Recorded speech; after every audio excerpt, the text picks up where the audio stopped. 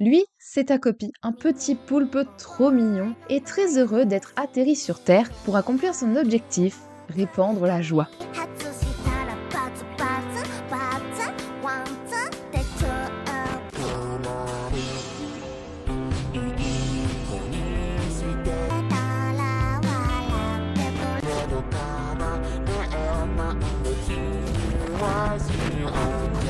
Bienvenue dans le péché originel de Takopi. Cet été, sur la plateforme Crunchyroll est sorti un animé de 6 épisodes adaptant le manga Takopi no Genzai de Taizan Go. Cet animé s'appelle donc Le péché originel de Takopi en français, et si vous l'avez loupé, vous avez raté quelque chose.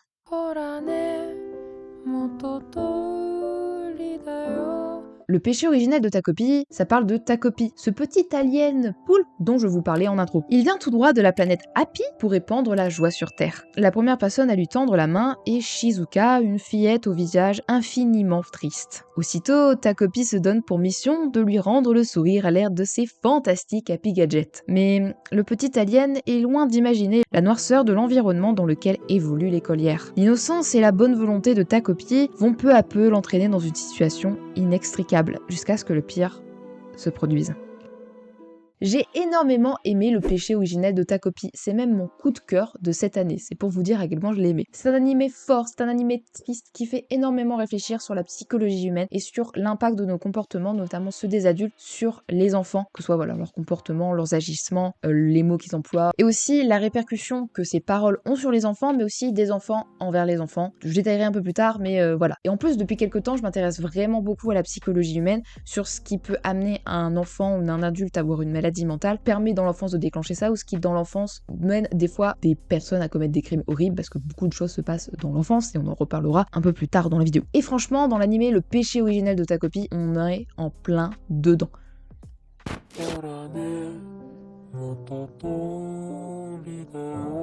Dans Takopi, il y a 3 personnages principaux, si on enlève évidemment notre petit poulpe tout joyeux. Nous avons Shizuka, Marina et Azuma. Et ce sont du coup ces 3 enfants qui ont subi 3 traumatismes à différentes échelles. On va commencer assez soft avec Azuma qui est celui dont on s'intéressera le moins, mais qui est quand même tout de même important. Certes, c'est faible par rapport aux 2 autres de ses camarades, mais quand même, c'est pas très acceptable. La famille de Azuma, ils tiennent une clinique, et franchement pour eux, la réussite, que ce soit à l'école ou dans le travail, c'est primordial, c'est la chose la plus importante. Son frère Junya, lui, il a vraiment tout réussi, et tout réussi avec de grandes facilités. Il fait la réussite et la fierté de sa mère et de ses parents, et forcément, leur mère attend de Azuma la même chose. Son fils a réussi brillamment, ils tiennent une clinique et la réussite pour eux c'est hyper important à l'école et au travail, donc forcément, leur mère attend ça. Sauf qu'Azuma, lui, il a des difficultés, il n'arrive pas aussi facilement que son frère à travailler à l'école. Et donc sa mère lui met une énorme pression, elle lui met aussi une sorte de torture psychologique, c'est-à-dire que quand elle sait qu'il a une note à ramener à l'école, elle fait des pancakes, elle les pose devant lui, elle regarde sa note, et si jamais sa note n'est pas assez bonne selon elle,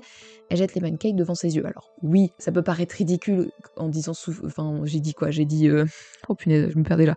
Torture psychologique, le mot est peut-être un peu dur, mais tout de même, c'est une forme de torture psychologique quand même. J'ai pas d'autre mot. Mais surtout, c'est pas forcément ça le plus dur là-dedans. Le plus dur, je pense, c'est le fait qu'elle lui met énormément de pression, que lui, il ressent énormément de pression, qu'à la maison, à chaque fois qu'il rend une évaluation, il est très stressé parce que sa mère aussi se met en colère. Enfin, le plus dur là-dedans, dans sa vie à la maison, c'est ça. Et comme j'ai dit, c'est assez soft comparé à ses 2 camarades, et on va passer au cas de Shizuka. Shizuka, elle a vraiment pas la vie facile. Déjà, elle est née d'une mère qui est prostituée, son père les a abandonnés. Comment dire qu'on n'est pas sur le meilleur début de vie possible. Voilà, donc clairement c'est pas un foyer stable, sa mère est quasiment jamais là, donc elle est quasiment livrée à elle-même alors qu'elle est à une école primaire. Bref, globalement, elle vit très mal sa situation de pas avoir une famille normale, de pas avoir sa mère à la maison, de pas avoir son père à la maison. C'est déjà quelque chose qu'elle vit très mal, et à l'école, c'est pas mieux puisqu'elle subit du harcèlement de la part de Marina, donc la 3e protagoniste. Insultes, coups, blessures, humiliation. Vraiment, déjà que la maison n'est pas un paradis pour elle, l'école, c'est clairement l'enfer. C'est vraiment le pire endroit pour elle. Et encore à la maison, elle a son petit chien.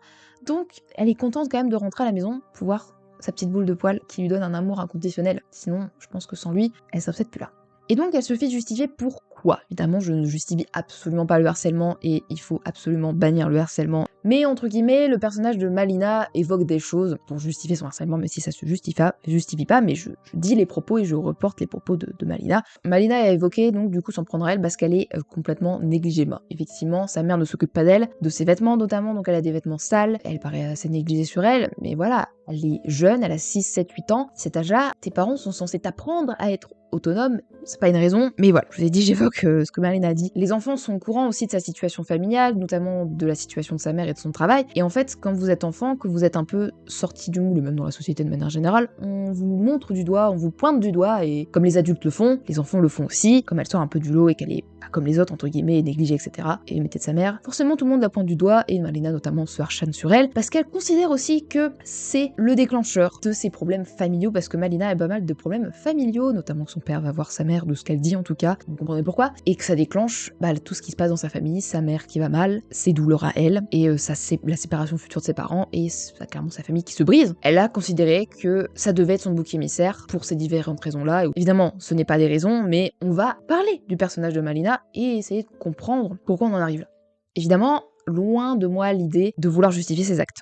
Vous l'aurez, je pense, compris depuis le début. Mais, comme je répète, il y a des raisons, parfois, ce qui nous mène à devenir des harceleurs, à commettre des crimes, à avoir des maladies mentales. Et là, on est en plein dedans. Malina, comme je vous ai dit, a vraiment pas une situation familiale facile. Ses parents ne s'entendent plus du tout, ils sont sur le point de divorcer, parce que son père va voir ailleurs. Bref, rien ne va dans son foyer, c'est la catastrophe. Et surtout, un des personnages clés dans la construction de Malina, c'est sa mère qui est en grande détresse psychologique, due à cette situation, évidemment, elle le vit très très mal, elle est, je pense, clairement en dépression, je ne pense ne pas dire de conneries en m'avançant sur ça, elle est très en colère, elle est très frustrée, elle est très triste, elle est très mal de manière générale, et elle se déchaîne, elle s'acharne, elle se libère sur Malina, sa fille, en lui assénant des coups. Si elle a le malheur d'être du côté de son père, elle lui assénera des coups, des blessures, jusqu'au sang parfois, et même si elle est de son côté, ou même qu'elle dit rien parce qu'elle est tellement tétanisée de rentrer à la maison à force des blessures qu'elle reçoit, des coups qu'elle reçoit, elle va quand même se défouler sur elle. Enfin, n'importe quelle situation, comme elle est très mal, tellement mal que tu répercutes même sur des gens que t'aimes en fait. Malina, globalement, en prend plein à la tête, elle est touchée physiquement, mentalement, psychologiquement, elle est très mal. Et Malina, pour pareil, faire comme sa mère, libérer sa tristesse, sa colère, sa frustration, son mal-être, imite en soi sa mère et fait des coups à Shizuka, qu'elle a désigné un peu comme son bouc émissaire et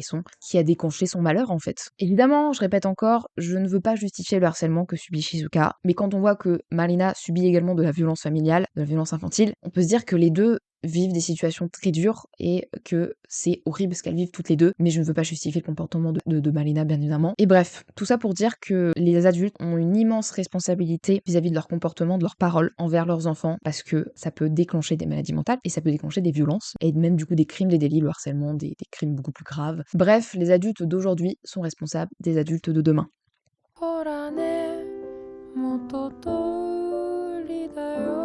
C'est vrai que je vous ai pas encore parlé de ce petit poulpe beaucoup trop mignon et innocent, ce petit Takopi, qui est franchement une bouffée d'air frais dans cet univers de drame et de violence. C'est vraiment la représentation de l'innocence, de la naïveté, dans ce lot d'enfants traumatisés, brisés, et qui ont dû grandir en avance et apprendre plein de choses sur la vie en avance, et ne pas garder leur innocence. C'est un peu cet enfant innocent. Ce petit Takopi, il a clairement pas la conscience de la réalité et des dangers de la réalité comme un enfant. Son seul objectif dans la vie, c'est de rendre les gens heureux. Et il essaie de le faire par tous les moyens possibles, même si c'est bancal et que des fois ça peut mener à des choses assez graves. Mais quand même, moi, ça m'a fait plaisir de voir ce petit Takopi qui me redonnait espoir tout au cours de cette histoire, même s'il est très maladroit, très bancal, très innocent et très naïf de tout ce qui se passe. Même quand il subit des choses dures, j'ai pas l'impression qu'il comprend la leçon, en fait. Parce que pour lui, le bonheur qui existe, le mal, ça n'existe pas, il comprend pas. Comme un enfant qui apprend la vie, globalement. Et on comprend vite avec ce personnage que même si on a les intentions les plus pures, les plus sincères, comme il l'a, quand c'est enlevé d'empathie, quand c'est très loin de la réalité des choses, c'est clairement malvenu et ça fait beaucoup plus de mal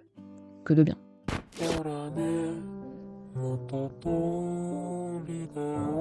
En bref, Takopi, c'est le récit de l'impact négatif que peuvent avoir les parents sur leurs enfants, que ce soit leurs paroles, leur comportement, et notamment la maltraitance infantile. Ça ne permet clairement pas la bonne construction d'un enfant et ça a des répercussions mentales, des maladies mentales, et ça peut même amener à des choses beaucoup plus graves comme le harcèlement ici. Cet animé dévoile clairement les pires facettes de l'humanité, la violence, la cruauté, et à quel point un humain peut descendre en enfer, dans les abysses profondes du mal-être. Dans cette histoire, il n'y a clairement pas à chercher de gentil ou de méchante. Si vous considérez que Shizuka est la gentille et que Marina est la méchante, vous n'avez clairement pas compris le propos de l'œuvre. Car c'est bien plus que ça, cet animé. C'est le récit de personnes brisées de A à Z, qui sont dans le mal-être le plus total et qui dévoilent les facettes les plus cruelles de l'humanité. Celles qui amènent à la violence, au harcèlement, au renfermement sur soi, à la dépression, l'égoïsme, et parfois ça amène tellement loin dans l'horreur qu'il n'y a pas de retour possible en arrière. Et comme j'ai déjà dit, les adultes d'aujourd'hui sont responsables des adultes de demain.